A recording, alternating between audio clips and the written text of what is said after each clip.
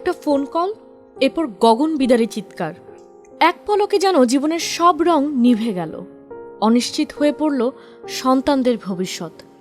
আর যে সন্তান এখনো পৃথিবীতে ভূমিষ্ঠ হয়নি, সে জানলই না পৃথিবীতে সব পেলেও বাবাকে পাবে না সে। গল্পটা নিউ ইয়র্ক পুলিশ কর্মকর্তা দিদারুল ইসলামের পরিবারের, যার বীরত্বের গল্প এখন নিউ ইয়র্ক বাসিন্দাদের মুখে মুখে। সংবাদে যার ছবি ছাপা হচ্ছে বড় করে, বিবিসির মতো সংবাদ মাধ্যমের শিরোনামে যাকে বীর বলে আখ্যায়িত করা হচ্ছে। 28 জুলাই সন্ধ্যায় নিউ ইয়র্কের ম্যানহাটনে একটি বহুতল ভবনে আচমকা বন্দুক হাতে ঢুকে পড়েন এক যুবক। বন্দুকধারীর উদ্দেশ্য বুঝতে পেরে প্রাণহানি ঠেকাতে এগিয়ে আসেন দায়িত্বরত দিদারুল। জীবনের মায়া না করে সন্তান ও সন্তান সম্ভবা স্ত্রীর কথা না ভেবে বন্দুকধারীকে ঠেকাতে যান দিদারুল।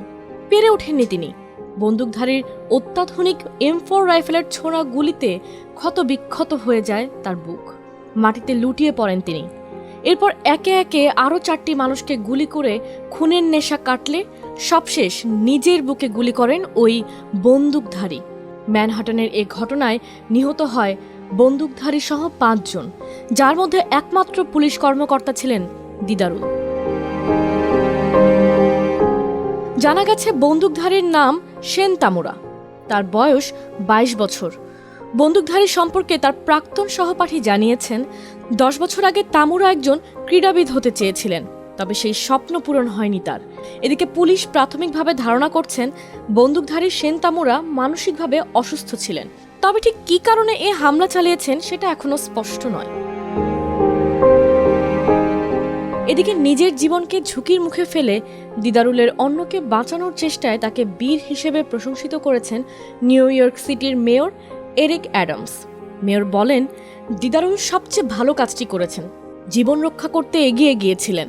তিনি নিউ ইয়র্কবাসীদের রক্ষা করতে চেয়েছিলেন।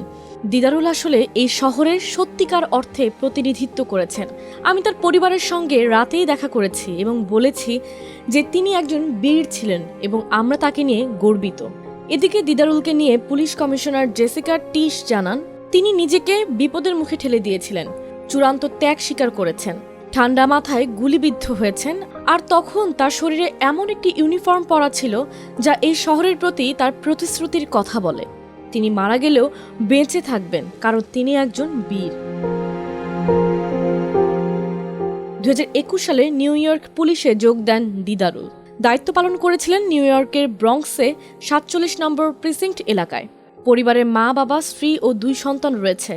স্ত্রী অন্তঃসত্ত্বা, বাড়ি বাংলাদেশের কুলাউড়া উপজেলায়।